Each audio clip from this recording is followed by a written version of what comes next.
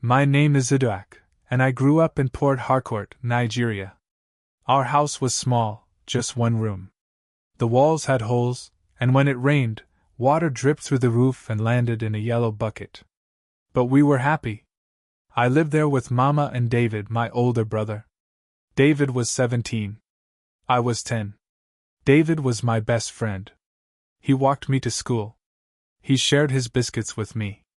He told me funny stories at night and helped Mama with the water fetching and market runs. He used to say, "Iduak, one day we'll leave this place. I'll make music. You'll go to the best school. Mama will smile again." I always believed him. He was smart, kind, and had dreams bigger than the sky. But life in the city doesn't always treat dreamers kindly. The boys from nowhere. One Saturday afternoon, David and I were sitting outside our room, playing a clapping game. Then we heard loud music and shouting. A group of boys pulled up on bikes, laughing and throwing money into the air. Their shoes were white. Their chains were gold. They looked like people on TV. David's eyes lit up. The boys stopped near us and talked to David like they knew him. "Weddin' day, Star Boy," they said. They called him Star Boy. David laughed. He followed them to the street corner, where they played music on a speaker and rapped fast into phones. They gave him a drink. They clapped when he rapped back. From that day, everything changed. Mama's tears. David stopped coming home early. He started locking his phone. He wore new sneakers, but Mama hadn't bought them. He had cash in his pocket, but no job.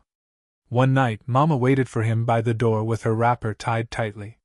When he came in smelling of alcohol and smoke, she said, "David, this is not you.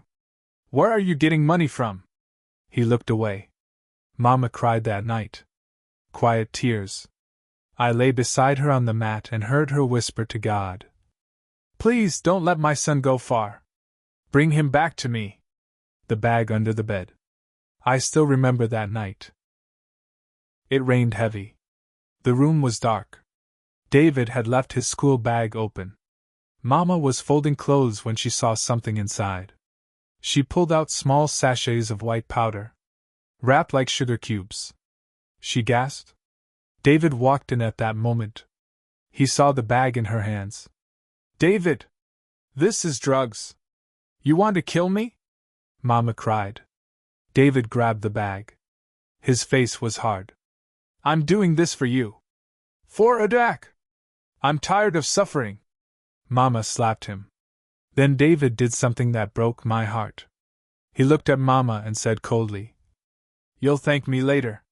He left and didn't come back that night. Mama held me and cried until her voice was gone. The loud bang. 3 days passed. No David. We asked people. We called his friends. Nothing. Then on the 4th night, we heard the sound. Bang! Bang! Bang!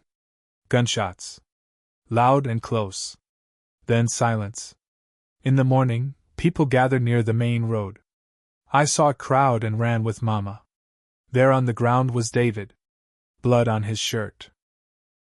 Eyes open, but not seeing. His rap book lay beside him, wet with rain and blood. Mama fainted. I just stood there shaking. I didn't cry. My body forgot how. After the storm, we buried David in a small village, where Papa was also buried. The priest said, "The city took another child." People cried. But I didn't. Not yet. It was weeks later, after school, when I found David's notebook in our room. I opened it. His last song said, "I tried to shine, but the road was dark. I chased my dream, but I lost my spark. If I fall before I fly, tell Iduak I tried." That's when I cried. I cried for hours. I cried until Mama held me and said, "He made a wrong turn. But he loved us." The scar you cannot see. Now I am 19. I still live in Port Harcourt. I go to school. I help Mama. And sometimes I teach little kids music, because David loved music. But every time I walk past the street corner where those boys used to play music, I feel something.